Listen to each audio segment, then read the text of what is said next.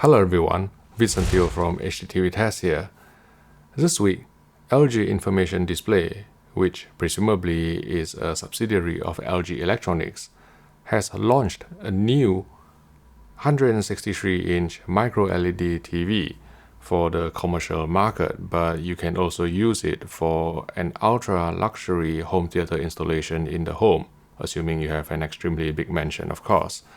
And in this video, what I wanted to do is to break down the specifications of this new LG Micro LED display and tell you exactly why I think Micro LED TV is not going to become mainstream anytime soon. So let's talk about this LG Micro LED TV. The company has decided to call it Magnit. Magnit stands for Magnificent Nit. And the first time I read about it, the first image that popped in my head is a glorious specimen of headlights that's been thriving in the pandemic because people are not going to hairdressers because of lockdown and stuff. What has been really appealing to consumers about Micro LED TV are the promises of self-emissive technology. So being self-emissive, Micro LED TV is capable of true blacks, they can switch off every pixel individually, and they are capable of really wide viewing angles, really bright colors, and also because it is using inorganic LED, there is this promise that there won't be any burn-in, unlike OLED, which is organic, of course. And Micro LED is also meant to consume very little power because they have to be quite efficient in terms of the energy consumption. So those are the appeals of Micro LED technology. But let's go through the specifications of the LG Magnit. It is 163 inches in screen size and it has 4K resolution. So on such a big screen and only 4K in resolution, why is that the case?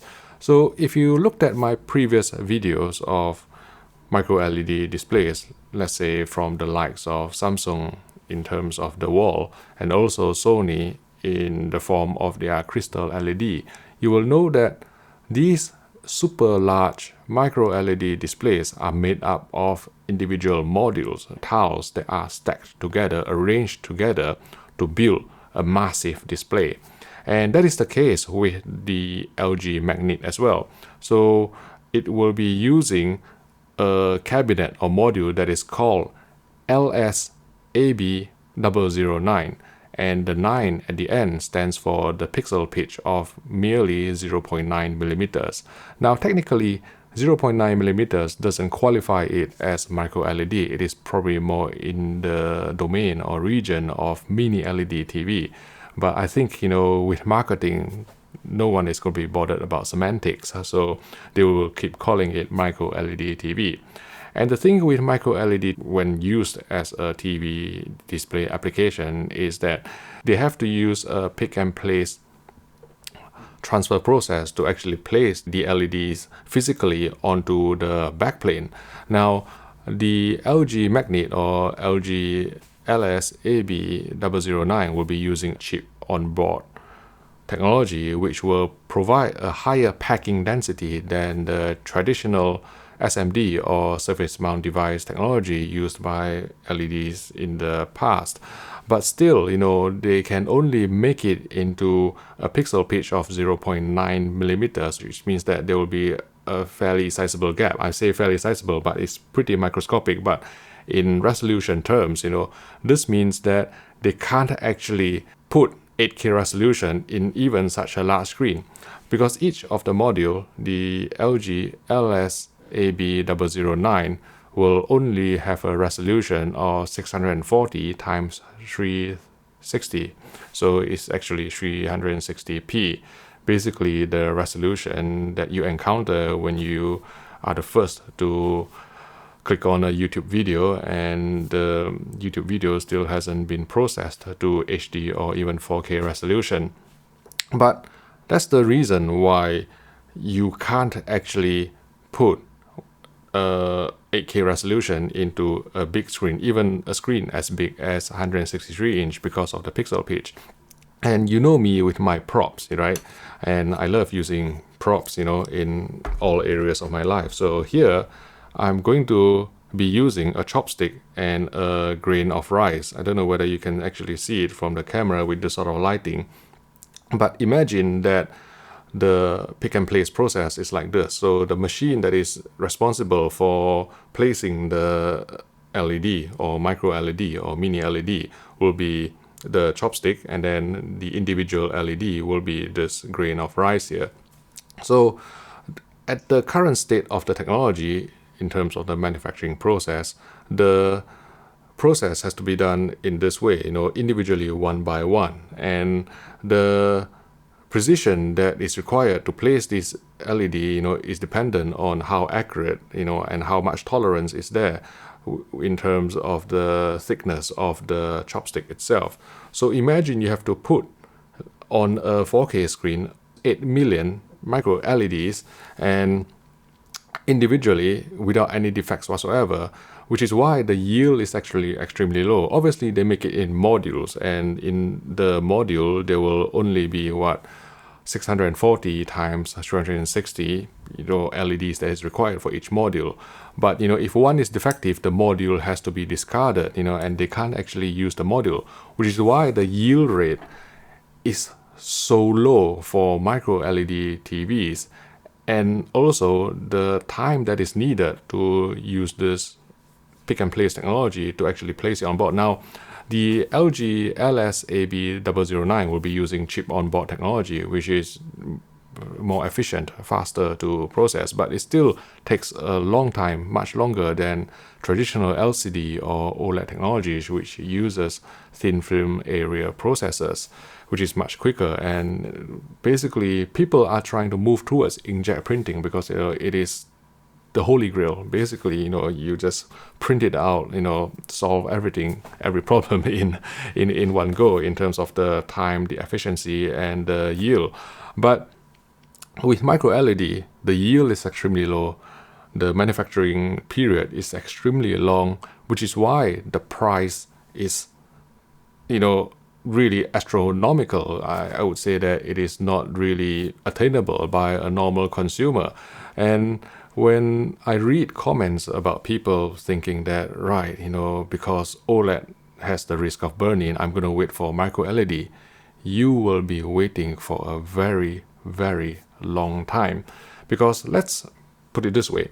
Currently, what is the cheapest micro LED TV? Well, I say TV, it is massive. So let's say if you wanted to buy the Sony Crystal LED in a 146 inch size, you will have to fork out 350,000 euros. And, it's not money that you can find at the back of your sofa quite easily. When I put out a video talking about the 80,000 Sony 4K projector, which is capable of 10,000 lumens, some of you are already saying that, are you mad? Are you even thinking about normal consumers? Well, you cheapskates, how are you going to afford the micro LED TV that costs six figures and beyond? And I think, Samsung's The Wall starts at $200,000 as well for a reasonable size. And their promise of a 75-inch 4K micro LED TV that was shown at CES maybe a couple of years ago, still hasn't materialized because of yield problems, because of price points. This is not a product that is going to be attainable by consumers. 3 or 4 years ago, I said, next 5 years, let's see what it brings. Currently, with the pandemic, with everything that's happening around the world, I'm still saying that, it is not going to be anything that you or I can afford. Well, I probably can afford one, but I prefer to spend my money elsewhere. So it is not something that you or I can afford within the next 5 years, generally in a consumer domestic size. Seriously, I'm telling you that it is a pipe dream currently. And when I read comments, when I publish a review or some information about OLED, and I always see some comments saying that, right, but OLED has a risk of burn-in, and I'm gonna wait for micro LED. I'm just trying to set the correct expectations here, because there have been maybe some other channels that will try and say that, oh, micro LED is coming, micro LED is arriving this year. It's not. Even if it arrives this year, you and I are not going to be able to afford it, not in a size that is suitable for domestic application. So let's go back to the LG Magnit.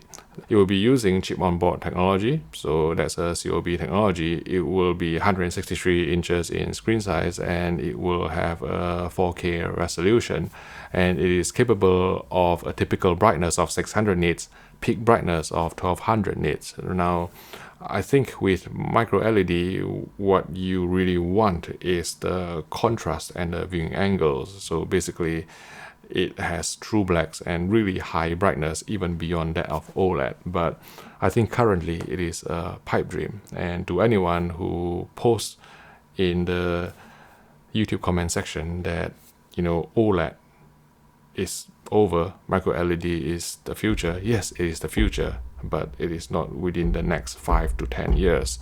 And I think there will be other more viable technologies in the very near future.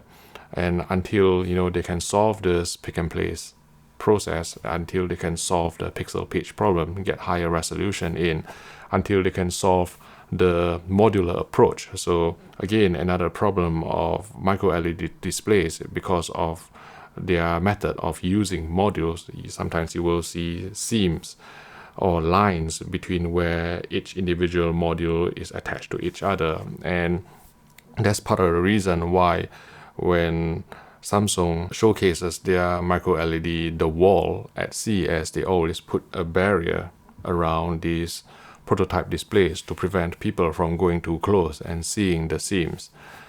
Right, I hope you found that useful. It is a tough message, but a message that I have to send out, that micro LED TV is not going to be attainable, or it's not going to become mainstream in terms of domestic application, in terms of, let's say, 55-inch, 65-inch, 75-inch TVs at a reasonable resolution anytime soon. So to anyone who posts in my OLED videos saying that, micro LED is better, I say to you, get real. If you found this video useful, please click the like button and subscribe to the HDTV Test YouTube channel for more videos like this. Thank you for watching, and I will see you in the next video.